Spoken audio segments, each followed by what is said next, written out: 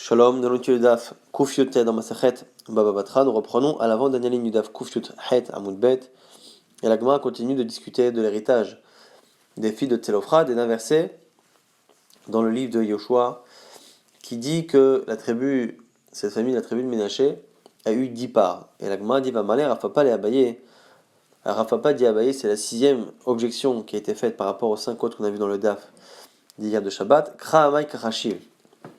Le verset, comment fait-il son compte pour arriver à 10 parts? Parce que rappelez-vous que le verset dit qu'il y avait Asara Chabalim, donc 10 parts. Itfalim Kachashiv, si on compte les mineurs, ceux qui ont moins de 20 ans, à l'âge où on les compte dans les parts d'Eretz Israël, tout va à vous, on a beaucoup plus que 10. Ibate Avot Kachashiv, si on compte les familles patriarcales, à ce moment-là, Shit à vous, on n'a que 6. On n'a pas, finalement, 10. Comment arriver à 10? Puisqu'on a soit beaucoup plus, soit beaucoup moins. La Gemara dit alors là, battez à votre karachi. Tu as raison. En réalité, on ne compte que les familles patriarcales, donc que les frères de Tzelophrad. Et on aurait dû normalement, du coup, arriver à 6. Et à Kamash Malad, pourquoi on a compté 10? Parce qu'on a inclus en fait les parts qu'ont reçues les filles de Tzelophrad. Et on arrive à 10. Ça nous apparaît au passage pour arriver à ce chiffre-là 4 des filles de Tzelophrad qui nous permet de passer de 6 à 10. Il faut imaginer qu'elles aient pris double part dans l'héritage du grand-père. Pourquoi double part? Parce que justement, leur père, Tzelophrad, était l'aîné de Khéfer. Et alors vous allez me dire quel est le chidouche, puisque c'est évident que quand quelqu'un est aîné, il prend double part et donc que son enfant hérite de sa double part. Eretz Israël, Morzeketi. Ça nous apprend au passage que Eretz Israël a un statut justement de Morzeket. C'est un sujet qu'on reverra dans quelques instants dans la suite du DAF. C'est qu'on a une halakha qui dit que lorsque quelqu'un a un aîné, l'aîné reprendra double part. Bechol Hashay Matselo, dans tout ce qui se trouvera, dans tout ce qui existe au moment où la personne meurt. Et de là, les sages nous apprennent que l'aîné ne prend double part que dans ce qui est existant et ce qui appartient au père au moment où il décède, mais les revenus qui lui reviennent à ce père après sa mort ne seront pas partagés avec justement une double part pour l'aîné, donc Bechol Hashem Matselo, dans ce qu'il a, ce qui est Morzak Beyado. Et du coup, on aurait pu penser que même si on partage la terre d'Eretz Israël en fonction du nombre de personnes dans le nombre de sortants d'Égypte, on aurait pu penser que malgré cela, ils n'ont pas eu dans les mains la terre d'Eretz Israël, et donc on ne peut pas considérer que c'est Bechol Hashem Matselo, c'est quelque chose sur lequel on a une répartition de double part pour l'aîné, comme Hashman, qu'elle est Morzeket. C'est pour ça qu'on a eu besoin de dire qu'il y a eu 10 parts. 10 parts, ça nous permet de parler des 6 qui sont les frères de Tzelophrad, et au passage rajouter les 4 parts des filles de Tzelophrad et nous apprendre qu'elles prennent une double part, justement pour nous apprendre au passage également que on considère que la terre d'Eretz Israël est déjà Morzeket, était déjà dans la possession justement de ceux qui sont sortis d'Égypte. L'Agma continue à Marmar, on apprend dans la Braïta qu'on avait vu il y a 2 jours, Vabanim, les enfants des Meraglim, des explorateurs. Les explorateurs eux-mêmes ont dû perdre leur part dans l'Eretz Israël au profit des 2 explorateurs qui n'ont pas fauté. Mais Vabanim, leurs enfants, Natlou, Bisrout, Avi Avihem, Bisrout, Avi Imotehem. Leurs enfants à eux, par contre, ont eu une part, non pas par leur père, qui ont perdu leur part, mais par les parts des grands-pères paternels et maternels. L'Agma dit Ve'atania Bisrout Artzman. L'Agma dit pourtant, il y a un enseignement qui dit l'inverse, qui dit que les petits-enfants, ou les enfants plutôt des Meraglim, ont reçu une part d'Eretz Israël, non pas grâce à leur père, mais grâce à eux-mêmes. L'Agma dit Lokashia. On peut expliquer les 2 braïtot. Une qui tient, comme notre Mishnah, qu'on a partagé Eretz Israël en fonction des sortants d'Égypte, et l'autre pense, comme ceux qui disent que c'est en fonction des entrants en Eretz Israël. Donc la braïta qui nous dit qu'ils n'ont reçu qu'en fonction du mérite de leur grand-père paternel et maternel, c'est en fonction de la vie qu'ils pensent, comme chez nous, que c'est les Yotzei Mitzrayim, c'est le nombre de sortants d'Égypte qui compte, et la Braïta qui dit que c'est eux-mêmes qui ont reçu une part en fonction de leur mérite et de leurs droits, c'est selon la vie qu'ils pensent que on a partagé Eretz Israël en fonction du nombre d'entrants. Iba et Tema, si tu veux, tu peux proposer de résoudre la contradiction autrement. Haveha lebaï haaretz, dans les 2 cas, on tient que c'est les entrants qui prennent une part en Eretz Israël, Velo Kashia, et il n'y a pas de contradiction, Ha de Ave Ben Aisrim, Ha de Lo Ave Ben Aisrim, c'est en fonction de la situation. Est-ce que l'on pense que les enfants avaient 20 ans en rentrant dans Israël ou est-ce qu'ils n'avaient pas 20 ans? Si on pense que c'est le nombre d'entrants qui détermine le nombre de parts, mais que certains pensent qu'ils n'avaient pas 20 ans, donc s'ils n'avaient pas 20 ans, ils n'ont pas pu être considérés comme entrants en Eretz Israël, puisqu'ils étaient moins âgés que 20 ans, et donc on ne considère pas qu'ils sont entrés en Eretz Israël, et donc ils prennent une part, la part de leurs grands-parents, et si par contre on estime qu'ils avaient 20 ans, à ce moment-là, ils ont leur propre part. On reprend Veshaya Bechon Hotel Shnei Halakim, on reprend dans la Mishnah, on avait dit que les filles de Tselophrad ont pris double part de leur père Tselophrad. L'Agma dit Amai, l'Agma pose la question qu'on a légèrement abordée il y a quelques instants. Raouyhu, le père, même si la terre lui revenait, la terre donc du père de Tselophrad, qui est le grand-père des filles, même si cette terre-là lui revenait en tant que sortant d'Égypte, puisqu'on a dit encore une fois qu'on tient comme la Mishnah que c'est les sortants d'Égypte, même si c'était quelque chose qui lui revenait, il n'avait pas eu dans ses mains, il n'a jamais possédé réellement, physiquement cette terre. Et donc c'est Raoui, ce qui est Raoui n'entre pas dans la halakha qui dit que l'aîné prend double part. Et on sait très bien que l'aîné ne prend pas dans ce qui est revenu à venir, mais dans ce qui est revenu qui est existant déjà au moment de la mort. La Gmania Maraviuda Mashmuel, proposition de Shmuel, Bitedot Ohalim, lorsqu'on dit qu'elles ont pris double part dans les biens du grand-père, elles ont pris double part dans les biens non pas immobiliers, dans les biens mobiliers, dans les pieux des tentes, puisqu'à l'époque, il n'est pas grand-chose comme possession autre que leur tente, donc l'exemple qu'on donne, c'est les pieux des tentes. Donc du coup, quand on dit qu'elles ont pris double part dans l'héritage du grand-père, c'est non pas une double part dans l'héritage d'Eretz Israël, mais dans l'héritage des biens mobiliers qu'ils possédaient. Mativ Rabba objecte. Et la grande dit Rabbi Uda Benot Selofran Natlu Arba Halakim. On rappelle ce qu'on a vu dans le précédent, que les Benot Selofran ont pris 4 parts, parce que c'est marqué Vaipelu Chavle Menaché Asara, qu'il y a eu dans les Chavle Menaché, les parts de Menaché, il y a eu 10.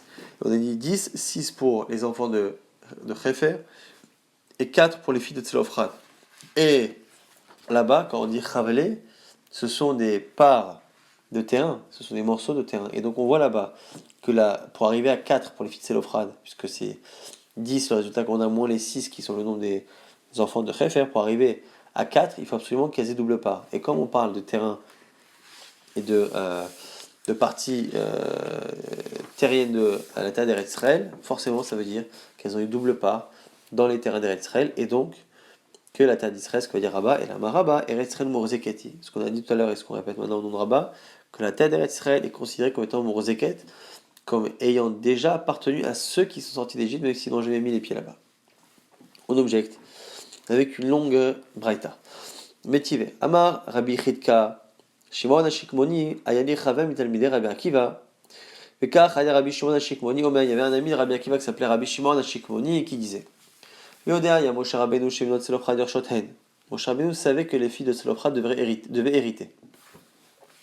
Ah, la question qu'on peut se poser alors, c'est pourquoi sont-elles venues se plaindre et pourquoi Moshe Rabbeinu a demandé la halakha à Dieu, puisqu'on a l'impression de l'histoire qu'elle pensait ne pas hériter. Alors là, lui il dit qu'il savait Moshe Rabbeinu qu'elle devait hériter. La question ne s'est pas posée au sujet de l'héritage global, mais au sujet de la part. Est-ce qu'elle devait prendre double part dans l'héritage du grand-père ou pas? Rouya Aïta Parasha Nechalot Likatev Alide Moshe. On nous dit que techniquement, cette paracha sur l'héritage des filles, qui a été écrite à la suite de la question des filles de Tselophrad, aurait dû être écrite par Moshe Rabbeinu, et là chez Zachoub de Tselophrad, Yerteva Yadad. Et finalement, les filles de Tselophrad ont eu un mérite, on verra pourquoi elles ont eu ce mérite. En tout cas, elles ont eu le mérite qu'elles soient dites dans cette paracha, grâce à elles, par leur intermédiaire. Mais Yodéa, il y a Moshe Rabbeinu, Shem et Koshesh Beminta, et on parle aussi d'autre chose. Mais Koshesh, c'est celui qui a ramassé du bois pendant le Shabbat, ce qui était interdit. On l'a mis à mort. Il nous dit, c'est le même Braïta, même si on a l'impression qu'il a demandé à Dieu ce qu'il fallait faire, on dit ici qu'il savait qu'il devait mourir. Je ne sais pas comme c'est marqué, Mechalela, Motumat, c'est marqué avant que le Shabbat, Mechalela, celui qui le profane, Motumat sera mis à mort. Avaloya Yodéa Bae, Be'ezomita, Simplement, il ne savait pas quelle peine de mort lui appliquer. Il y en a 4 dans la Torah, il ne savait pas laquelle appliquer. Normalement, cette sanction-là aurait dû être écrite par l'intermédiaire de Moshe Rabbeinu. Et là, chez Yitzchak, simplement, cet homme-là a fauté, et la faute a amené justement la halacha, et donc elle est venue par son intermédiaire. Pourquoi tout cela?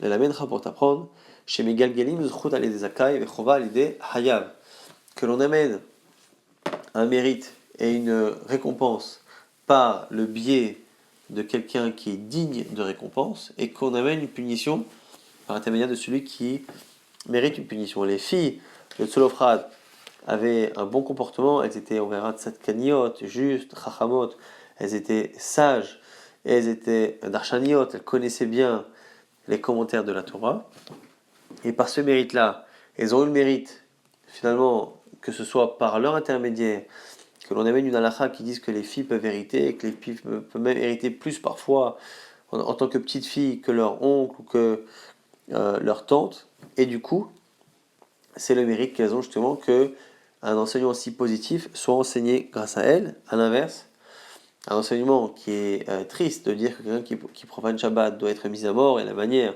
de le mettre à mort, c'est quelque chose de négatif, et donc on a fait en sorte qu'il soit prononcé par le biais, en tout cas à cause de quelqu'un qui lui-même est un fauteur. Maintenant, Gmar pose une question. Si on dit, comme ce qu'on dit jusqu'à présent, que Eretz Israël, c'est Mourzeket, c'est déjà dans les mains de ceux qui sont sortis d'Égypte, quel était le doute de Moshe Rabbeinu? On a dit à l'instant que Eretz Israël Mourzeket a dit Rabbah. Et on a une braïta qui est là de dire que Moshe Rabbeinu ne savait pas s'il fallait donner double part ou pas. Selon Rabbah, c'est évident, bien sûr qu'il fallait donner double part. La Gemara dit Higoufa Kamistab Kale. Justement, ce que moi je dis Rabbah actuellement, que la terre d'Israël est Mourzeket, c'est quelque chose que Moshe Rabbeinu ne savait pas déterminer à l'époque. Dire-t-il, il explique pourquoi. Dans Shemot, c'est marqué Metzati Otal Achem Morasha Ani Hashem, je vous donnerai la terre d'Israël Morasha en héritage.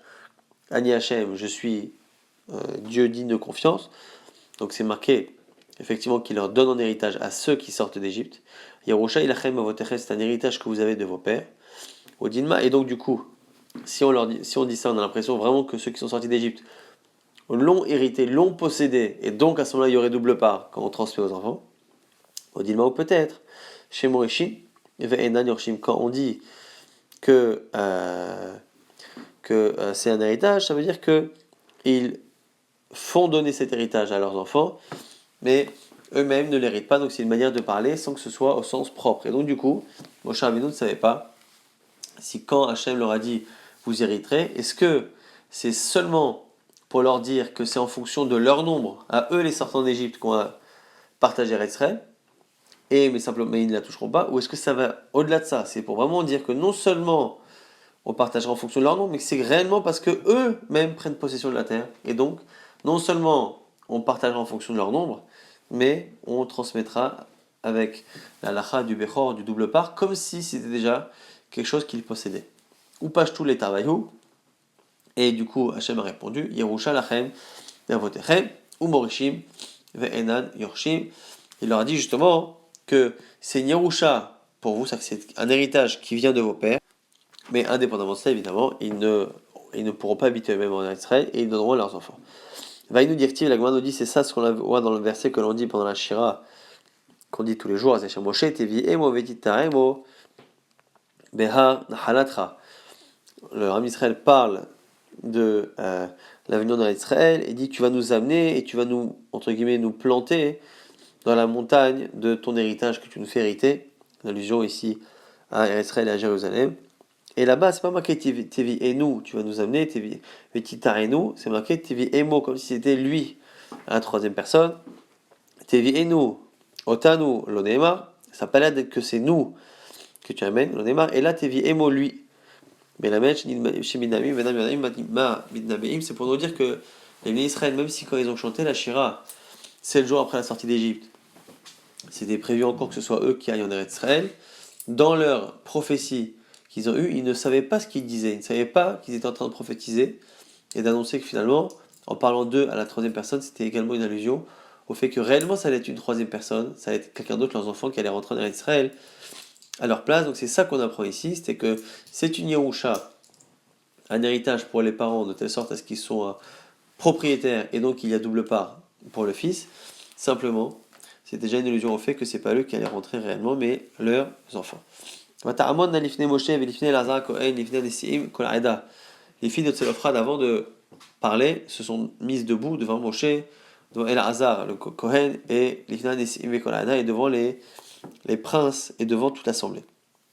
L'Agma pose une question, Efcha, Amdou Lifne Moshe, Velamou Lahem, Davar, Amdou Lifne Nesim, Vechol Aeda, et c'est possible que, après que Moshe Rabbeinu et El-Hazar n'aient rien dit, elles se soient présentées et mises debout devant les princes et devant le peuple. C'est pas possible. Quoi? Ça veut dire que il n'y a pas eu de réponse et petit à petit, elles vont vers des personnes qui sont de moins en moins compétentes. Et là, ça reste un mikrav et d'archéo. Tu es obligé de découper le verset différemment et de le lire à l'envers. Que ça, c'est vrai Rabbi Yoshia qui le dit, c'est-à-dire que on a finalement donné l'ordre exactement inverse de l'ordre chronologique. En fait, elles sont d'abord venues voir le peuple, puis les princes, puis après El-Hazar, et à la fin sont partis voir Moshe Rabbeinu pour voir la réponse finale. Abba Hanan Amar Mishum Rabbi Eliezer, ici on dit au Rabbi Eliezer, mais Bet Midrash Ayu Yoshfim, ils étaient tous au Bet Midrash, Ve'alchou ve'amdou la'em Bifnei Kulan, et elles sont parties, et elles se sont mises debout par respect pour tous. Alors, un dit que en fait la raison pour laquelle on dit qu'elles sont levées devant tout le monde, c'est par respect pour tous. L'autre dit ça n'a rien à voir, c'est pas du tout par respect. Cette situation n'est pas possible. Elles n'ont pas pu faire accorder ce respect à tout le monde. On verra pourquoi. Forcément qu'il faut détourner le verset et dire qu'elles se sont d'abord présentées devant les petits avant de se présenter devant les grands. La Gemara dit mais Mike est plagué. Pourquoi ils discutent? À propos de quoi discutent-ils? Un pense que l'on fait kavod à un élève même devant son rave. Quelqu'un qui est élève d'un grand rave mais qui mérite le même respect. Est-ce que j'ai le droit de lui marquer mon respect devant son rave, ou est-ce que devant le rave, c'est interdit de le faire par respect pour le rave? Ça va, mais un pense que justement, on ne fait pas cela, et c'est comme ça que l'on peut comprendre justement cette marloquette que l'on vient de voir dans la Braïta.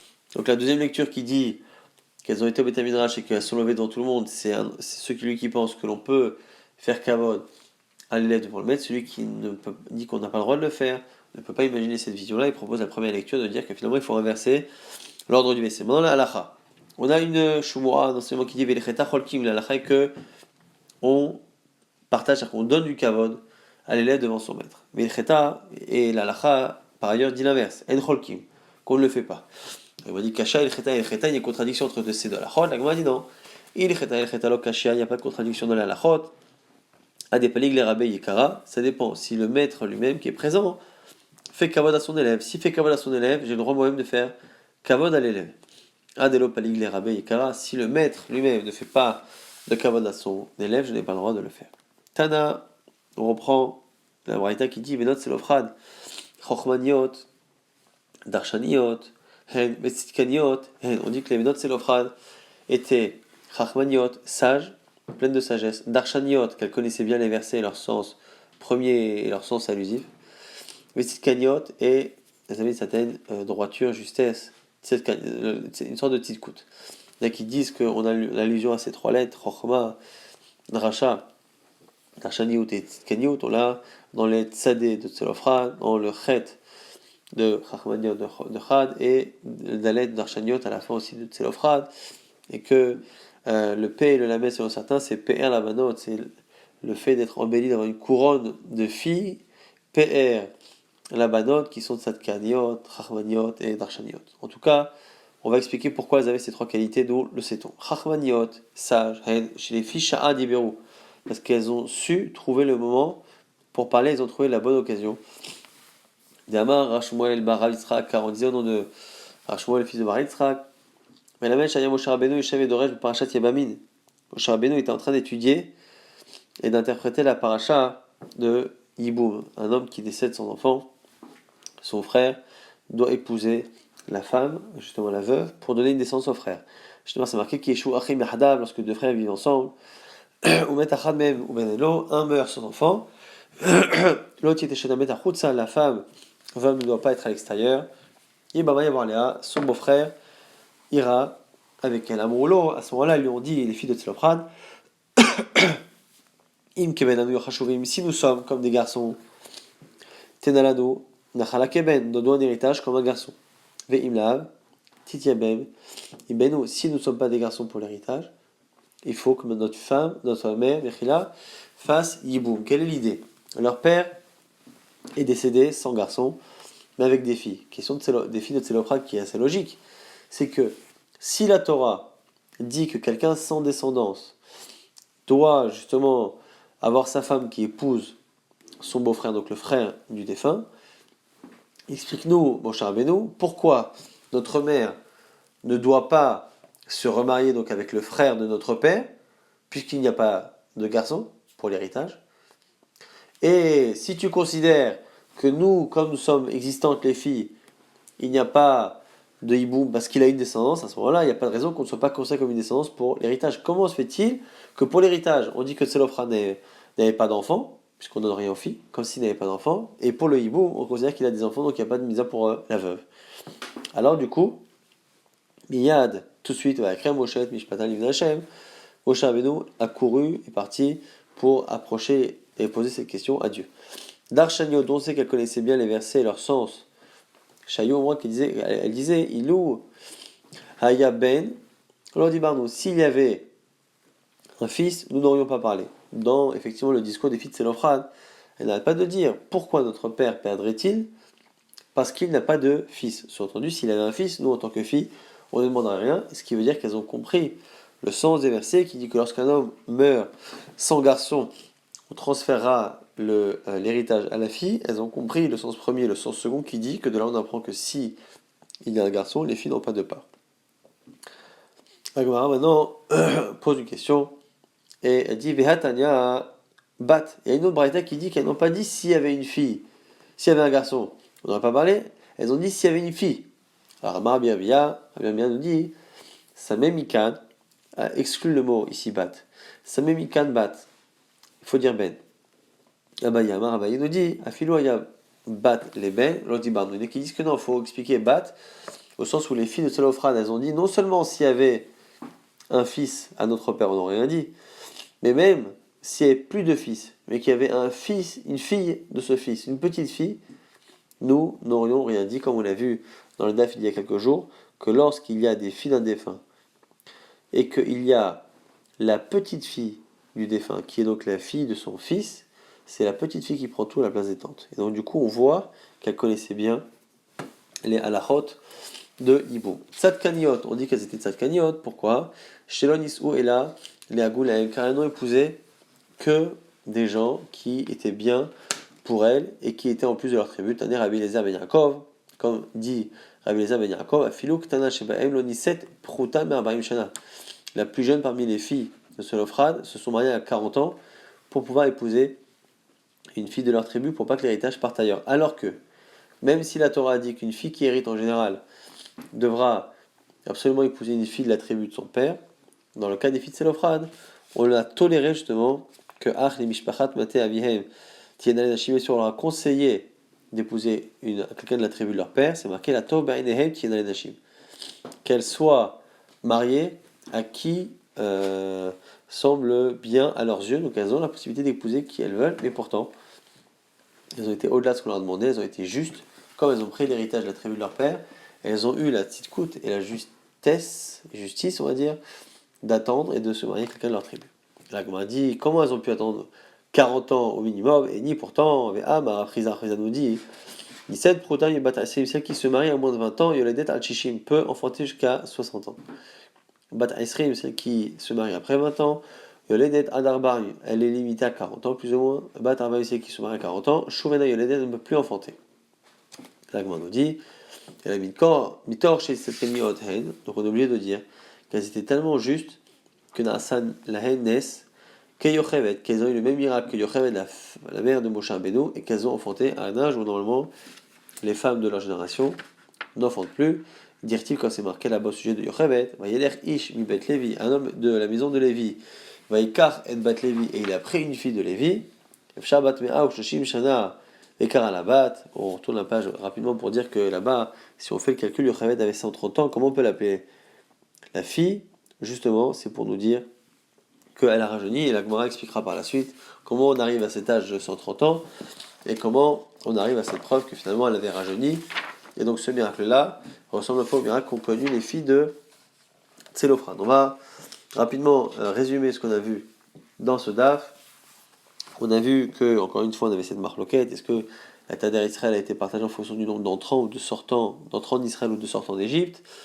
On a vu également que, en masquant en conclusion, on estimait que la terre d'Israël, elle avait été non seulement partagée en fonction des sortants d'Égypte, mais même elle avait été considérée comme étant déjà donnée à eux.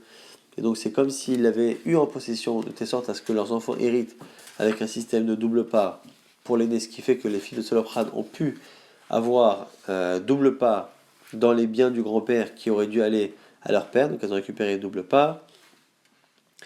On a vu également que les filles de Tselophrad, on a vu que les filles de Tselophrad avaient justement trois qualités. Elles étaient charmaniot, elles avaient la sagesse d'attendre le bon moment pour parler.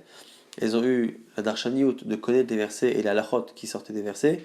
Et cette kenyot parce que justement elles ont eu l'équité et le bon sens de se marier avec des garçons de leur tribu, même si ça leur a pris du temps, bien que dans l'absolu elles n'en étaient pas forcées. Et on a vu également qu'on avait une marloquette. Est-ce que on donne du kavod à quelqu'un lorsque son maître est présent, un élève devant le rat, même si l'élève lui-même mérite le kavod? Est-ce qu'on lui fait du kavod, on se lève, etc., en présence de son maître? Certains disent oui, certains disent non, et la halakha avait l'air d'être à la fin que non, on ne fait pas kavod à l'élève devant son rat, sauf si le rav lui-même fait kavod à l'élève. À ce moment-là, on a la possibilité, voire l'obligation de le faire.